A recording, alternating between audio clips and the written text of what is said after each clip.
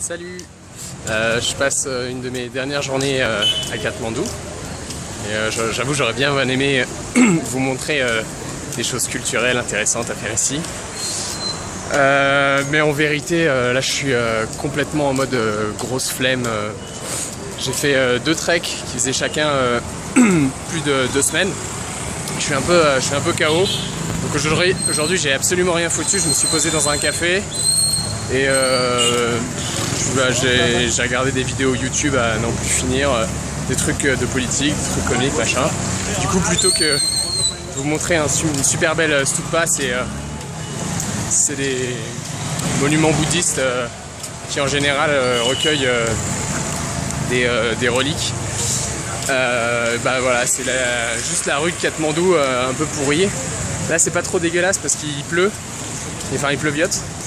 Et Katmandou c'est une ville normalement super polluée, donc il y a tout le temps de la poussière en suspension, c'est vraiment pas terrible pour respirer, mais quand il pleut c'est cool. Surtout quand il pleuviote et qu'il pleut pas à grosses gouttes. Ouais, un truc sur lequel je voulais revenir, c'est qu'il y a plein de vidéos que j'ai paumées puisque j'ai perdu mon téléphone portable. Et du coup il y a une grosse partie que j'ai beaucoup aimée mais que vous verrez pas en détail. Enfin pas avec plein de petites vidéos en direct. Je peux vous raconter brièvement ce qui s'est passé pendant ces mois entre guillemets perdus. Ils sont pas perdus puisqu'ils sont dans ma tête, mais je pourrais faire qu'un résumé parce que sinon ça va être vraiment beaucoup trop long sur une seule vidéo. Donc j'ai été je crois que les dernières fois que j'ai publié c'était quand j'étais en Thaïlande, donc ça doit faire quelques mois maintenant. Donc j'ai fait un peu de volontariat en Thaïlande dans un lieu qui faisait des mosaïques, ce qui m'a appris à être un peu patient. C'est super long la mosaïque. C'était un bon exercice pour moi parce que je suis pas du tout patient. Et c'était chouette parce que ça m'a permis de rencontrer des gens un peu... Enfin des artistes on va dire. Et j'avoue que étant plutôt issu d'un milieu scientifique, je rencontre des artistes assez rarement. Donc c'était super intéressant de pouvoir échanger avec des personnes qui sont pas tout à fait issues de la même formation que moi. Des gens très cool en plus.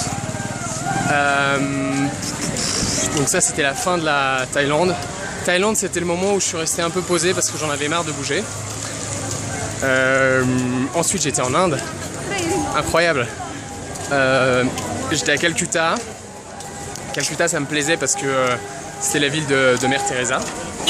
J'ai rencontré un Français trop cool qui s'appelle Jules, qui a énormément voyagé, qui m'a notamment parlé de son voyage en Afrique qui a l'air complètement ouf et qui m'a trop donné envie d'aller visiter ce continent qui, je dois avouer, me fait un peu flipper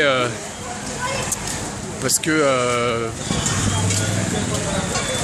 ça me fait flipper pour plusieurs raisons, parce que déjà quand on en entend parler souvent au niveau sécurité c'est pas terrible, et puis en plus avec le passé de la France et de la colonisation, je sais pas trop comment on est accueilli là-bas quoi. Enfin moi j'aurais beaucoup de mal à assumer toutes ces choses-là qui font partie de notre histoire mais dont je suis pas non plus responsable et que j'ai pas trop envie d'assumer non plus. Enfin bref, c'est assez compliqué, mais ça m'a... Enfin, quand lui m'en parlait, ça avait l'air d'être ouf. On découvre une culture complètement différente. Enfin, ce qu'on aime un petit peu dans le voyage, quoi. Donc ça, c'était pour la rencontre. Après, on a eu l'occasion d'assister à un mariage indien. On a passé le Holi Festival, donc c'est le festival des couleurs où on s'envoie des poudres un peu dans la gueule. De toutes les couleurs avec des gens qu'on ne connaît pas, donc ça c'était sympa. J'étais à Varanasi qui est une ville ultra sacrée pour les hindous, puisque c'est là que qu'on effectue les crémations qui permettent de mettre fin au cycle des réincarnations. Une ville également complètement ouf, un petit peu trop touristique à mon goût, mais bon, j'étais là en tant que touriste donc je peux pas trop me plaindre non plus. Là je fais une petite pause devant le cybercafé où je vais pouvoir publier mes vidéos. Oui, entre Varanasi et Calcutta. Donc, je vais m'avancer un peu parce que j'aime pas rester statique. Entre Varanasi et Calcutta, j'étais à Bodh Gaya.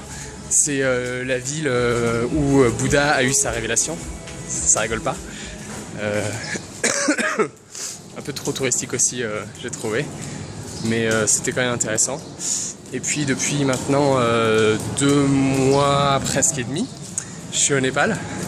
Mais je suis pas resté statique. J'ai fait, comme je le disais, 2 treks. Un dans la région des Annapurna où on était 7 voyageurs en solo qui se sont retrouvés pour faire... pour voyager ensemble pour le coup et faire un trek sans guide. C'était absolument incroyable, tant au niveau des paysages que des personnes rencontrées. On était 3 francophones, hop là, 3 francophones, une québécoise, une suisse et moi-même.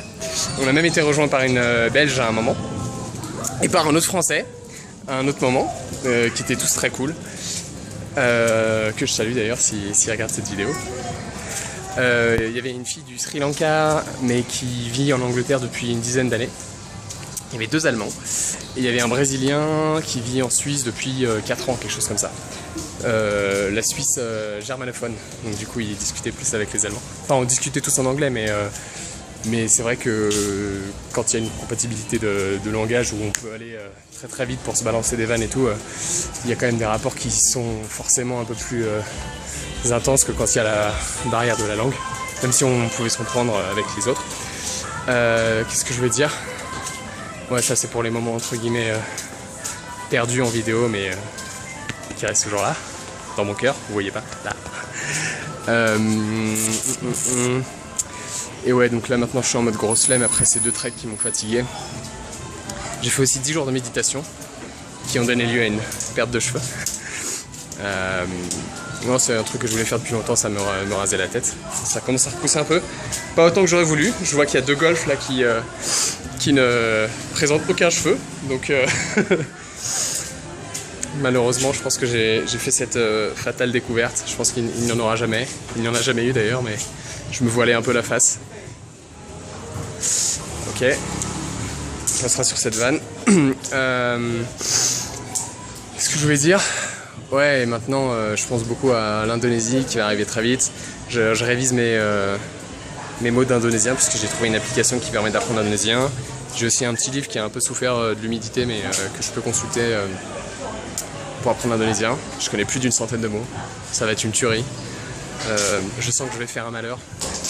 Donc on arrive à Bali. Tac tac tac. Bali est un peu touristique, mais je pense que ça va me faire du bien, quoi, genre déjà juste la mer, la plage. Pour l'instant, les seules fois où j'ai fait trempette, c'est au Japon, dans le Pacifique. Enfin, peut-être plus la mer du Japon que le Pacifique. Non, je crois que la mer du Japon, c'est entre la Chine et le Japon. Donc du coup, j'étais bien dans le Pacifique. Ça caillait un peu. C'était en décembre.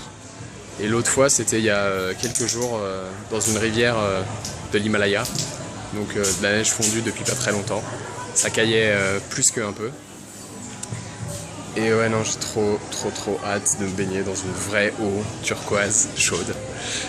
De retrouver les potes. Ça va être vraiment bon. En attendant, je fous pas grand chose, mais ça me fait du bien.